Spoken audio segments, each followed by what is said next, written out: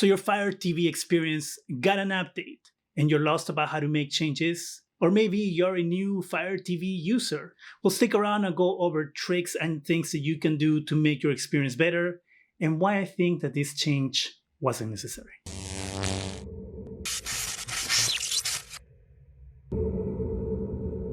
Hi, welcome to Zgadgetreview. Recently, the Fire TV software got an upgrade according to Amazon. They made changes to the experience in order to make it look nicer and easier and supposedly, make it better for everyone. Well, I have some disagreements with that. Before I get into all the things that I dislike about it, let me tell you what I like about it. So what I like about it is the look of it. I think it looks better. It looks more modern. I mean, the change isn't radical if you think about the way it used to look. It has more rounded edges. You have their featured content more prominent. At least it isn't in the way when you try to scroll. So it brings you directly to your home button where you can just go and start scrolling what you need to scroll for instead of having to escape and go over their ads.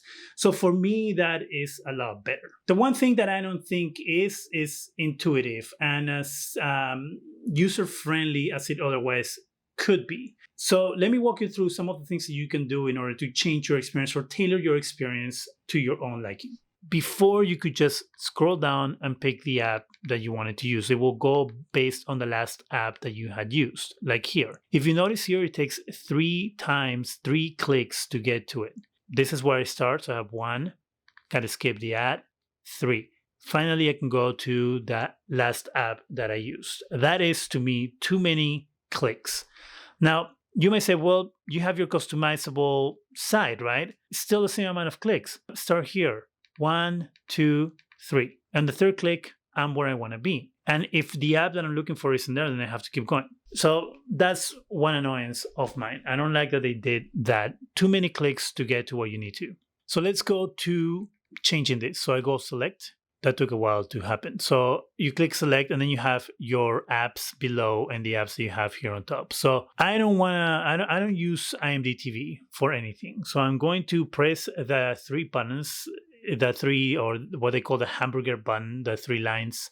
And then it's going to give me options on the right hand side of the screen. I'm going to pick move and I'm going to move this down. And if you notice when I move it down, the next app below takes the space there and it pushes all the other apps to the left. So I don't want Amazon Music up there. I want Hulu. So I'm going to press select. And that's going to leave that there. I'm going to move and I'm going to pick Hulu. I'm going to press. Then I'm going to pick move. And I'm going to move this up. And I want it to be after Prime Video. So that's where I want it. I'm going to press select or the circle. Now I'm going to get rid of news. And I'm going to do the same thing. Move. And then I'm going to move this down. And I'm going to go for, let's say I want Disney Plus. So I'm going to go here, move. Disney Plus is going to go after YouTube. So I press back. And now, if you notice, my apps have changed and they're customized the way I want them to be. Right below, for some reason, they decided that they are going to tell you what you might want to watch. I don't care about Moonstruck. For some reason, they are deciding that I should watch Moonstruck next. I don't want to. I don't like that they are choosing for me the shows that I want to watch. Halston, I don't know what this is either. I don't care to watch it. Midsummer, I have actually watched it before and I hated it. Why is it there? I don't know. I don't want to watch it. Midway, I've watched before. It was okay. Green Book, I watched it at the movie theaters and I watched it again. But the thing is, I don't know what this is pulling from. So I know this is coming from HBO because it's HBO, but the other shows and movies that you have down here, I don't know where they're coming from. I don't have this on my watch list. I don't have them anywhere. So let me see. So if I click here, they'll tell me. So I guess it's coming from Prime. So this is another thing that I don't like. I don't like that they give you shows or suggest shows to you that are not things that you necessarily want to watch, right? And in a way, I understand why they're doing it, right? At the end of the day, Fire TV is a portal to consume content. So their idea is that the more you scroll through things, the more you'll be willing to consume some of the content that they're offering you. I think that whatever algorithm Amazon uses to suggest things to you just doesn't work. If you compare this to Netflix, when Netflix suggests a show to me, I will say that 8 out of 10 times is something that I actually will want to watch or I will be willing to watch. When it comes to Amazon, 9 out of 10 times, I would say 10 out of 10 times is stuff that I'm not going to watch or I don't care to watch.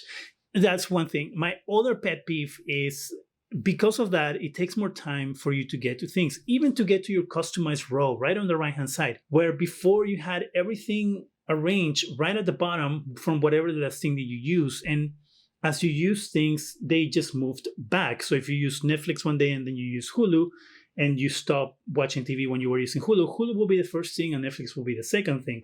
But at least the two services that you last used were there, ready for you to just scroll down and click either one if you wanted to use either one, which common sense dictates that most likely you will pick one of those two services if that's the last two services that you watch or that you used. Once you're in the settings, if you want to change your autoplay options for trailers and TV shows and stuff like that, you go to Preferences, you click on the Preferences, and then you go where it says Featured Content. And here you can change to allow video autoplay or allow audio autoplay. So you can have the video play, but you can have that sound off if it's something that you wanted to do. So under the live TV tab, if you have a TV service or this is pulling live TV content and there's certain content that you don't want to be shown, you want to customize the content that is suggested to you under live TV. You can go under live TV, you go under favorite channels, and here you can pick your favorite channels from the service that you're using. So in this case, I have YouTube TV and I could pick channels that I want to make my favorite channels. So here, as you can see, I have YouTube TV as my primary, IMDb TV, News by Fire TV. So if I don't want to see anything from IMDb TV, I can press the play button, click it, and it's going to update it and it's going to get rid of IMDb TV channels for me. It's going to change to hidden and I won't see any of their channels anymore. What I would like to see here in future updates is a way for you to be able to tailor the rows, right? I think that we are in a time now where Roku, Amazon Fire TV, Apple TV, all these services are becoming our portal to go into watching TV. I won't say the majority of people, but a great number of people use some sort of smart device. If it's not their smart TV, then one of the devices that I just mentioned, which means that you don't necessarily go straight like you used to do back in the day, turn on the TV and the cable box or the Gravity or some Watch TV. You go through one of these portals to get to the content that you want to watch. So I feel that we are at a time where they should allow us to customize the rows that we have, the order that we have them in. What do we want? Do I want to have Amazon suggestions, say first, second, or third? And also choose where they're pulling those suggestions from. Because as I showed you on that video, the suggestions that they had for me there, one, I don't know where they're coming from, because it doesn't really tell you there until you click on it, which I understand the concept behind it. They're forcing you to click on it to see what it is in order to either rent it or go to one of the services, whatever. There's a method to the madness. I get it. But if you're going to suggest something to me, at least ask me to use some sort of rating system. The reason why Netflix is so good at suggesting things, one, because obviously they're monitoring whatever you're watching, so they know what you're watching, right? That's number one. Number two, they have a rating system. So if you are the type of person who rates the things that they watch, I do that every time I finish watching something. I give it a thumbs up or a thumbs down. Netflix knows what type of content you like, what type of content you don't like. And so they can tailor their algorithm to say, okay, this he will probably like this, he will probably won't like. Amazon doesn't have that. There really isn't a, hey, rate your experience here at the end of watching something. One, I haven't really looked for how to rate a movie or TV show on Amazon because it's not intuitive. That's another thing. Things are always buried under button presses. And that's something that needs to change. That's something that I hope will change, was going to change when they had this new experience. But things still continue to be buried under button presses. So it's not as easy to say, hey, I really like this movie, I would like to give it a rating. At this time, of this, what do we call it, smart TV or internet TV race, I think companies should kind of look at Netflix's game book and get an idea of the things that work and the things that don't work. I will say that if I had to rate this in a scale of 1 through 5, let's say I will give it a 3. And I will give it a 3 because it looks better. I don't have to deal with their ads from the get-go. I don't have to even look at their ads because I'm immediately on that home button. So those are positives to me. And the negatives are there's more button presses. Things are still hidden where people like me have to make videos like this to kind of tell you how to do it, or you have to go online to search on how to do certain things, which means that it's not user friendly. If people have to go search and research how to use your product, then it means that you didn't do a good job when you put the product out, right? It means that it's not easy to use. So that's my opinion. The new Fire TV experience is a 3 out of 5 in my rating scale of ratings.